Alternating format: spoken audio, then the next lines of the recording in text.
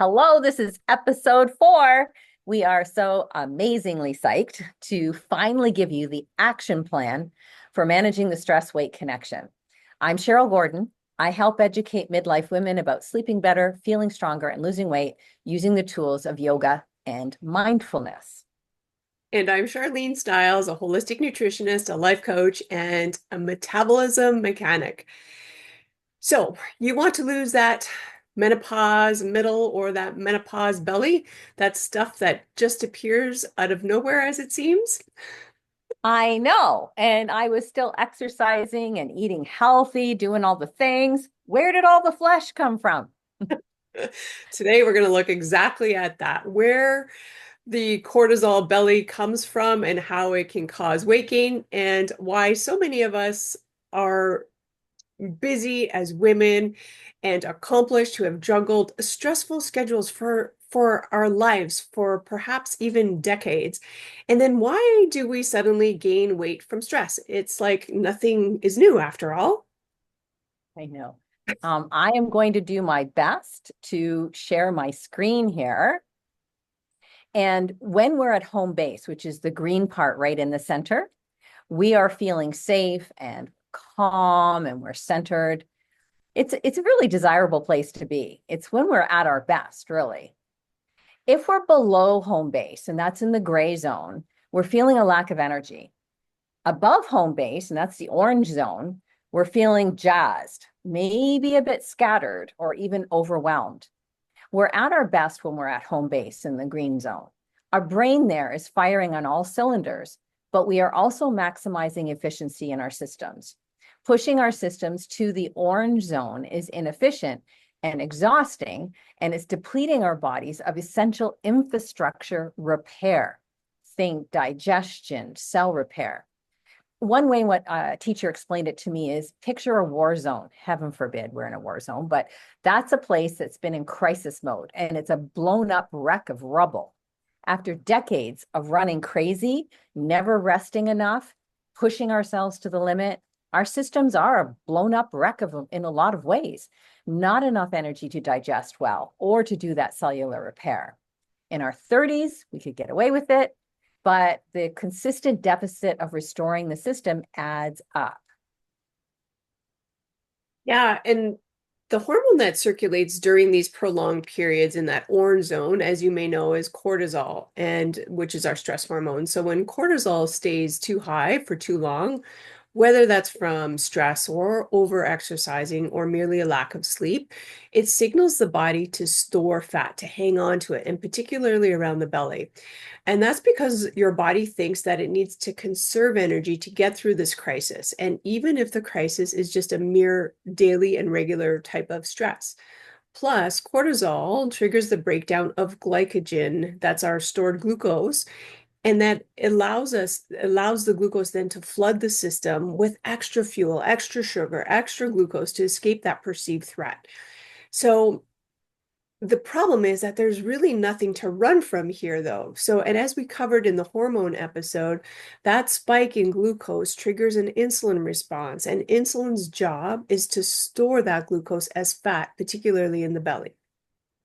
And Charlene, we've all read about this in all the magazine articles and everything, but when are we actually going to take stress seriously and address these deficits? So in last session, I mentioned yoga and mindfulness snacks. Yeah, and I love that term. So rather than just using food as snacks, we nurse our nervous system instead. I love this. Bingo. So it's not that easy for the average busy woman to take like a whole hour for a yoga practice and then meditate twice a day and then glide around chanting peace, love, and joy. I mean, it's a great way to live for sure, but it's not practical for me. So yoga and mindfulness snacks are mini retreats that you can weave into your day. Yeah, like that 3-minute breathing space. Yes, and we'll include that link to the how-to in the show notes. You can also do just a quick series of stretches. It's amazing how just a few stretches, even at your desk, can make a big difference. And I'm a big one for loving kindness meditation, or sometimes known as metta. Again, we'll put a link to that in the show notes. Love it. And how often are you recommending, Cheryl, that people snack on yoga or mindfulness each day? Well, I think it's realistic to build in 3 snacks a day. Overall, this would be a 15-minute commitment. You could squeeze that out, Charlene, even as busy as you are.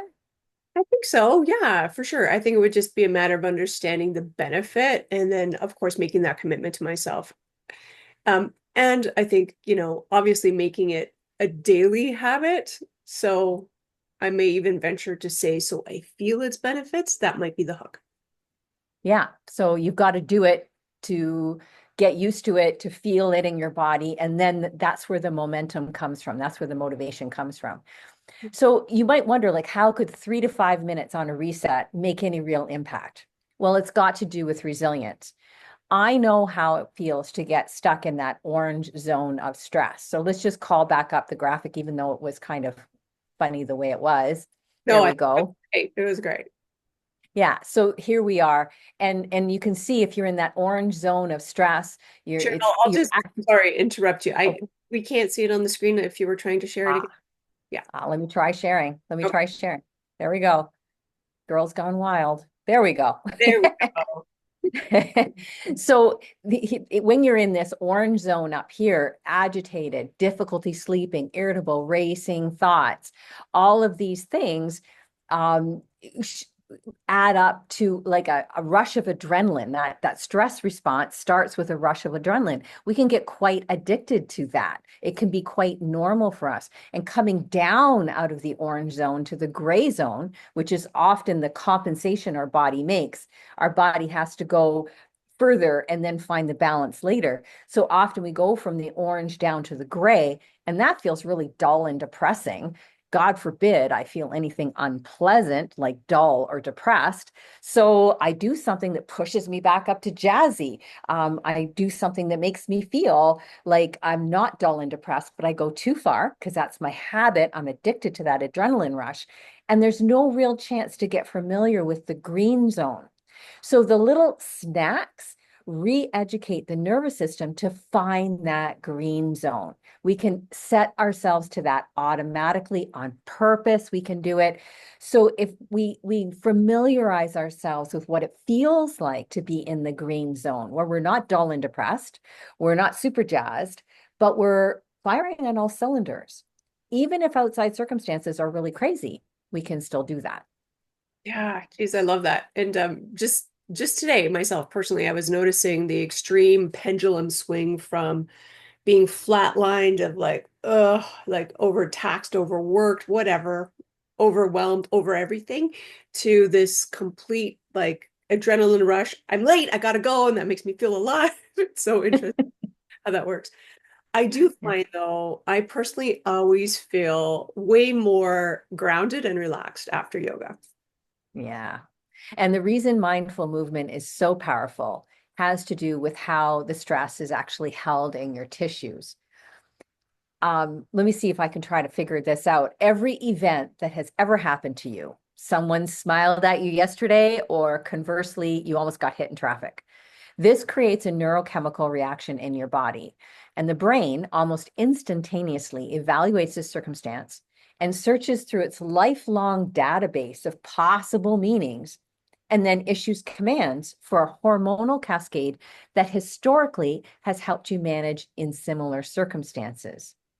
To facilitate the effectiveness of this mechanism, this response, the tissues in the body also store records of those neurochemical signatures, and they stand super ready to send signals up to the brain as to how to react. So it's a bi-directional information flowing constantly in your nervous system.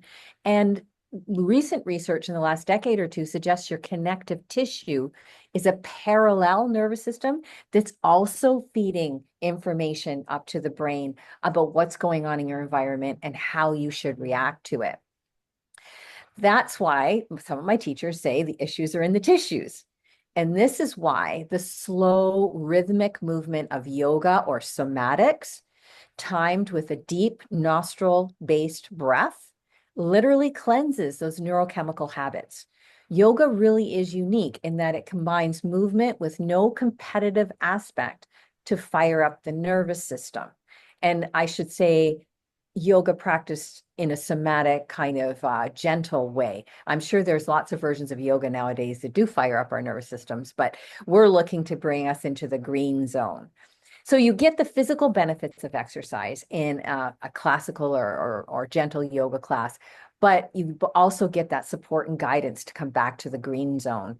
And of course, you can see I'm pretty excited about this. We need to do a deeper dive, Charlene, on somatics and releasing stress in a 4-part course.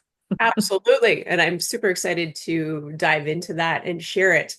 So we're going to be releasing several deeper diver courses just like this over the next few months. So please be sure to sign up for our newsletters, stay connected with us, and you'll get priority access.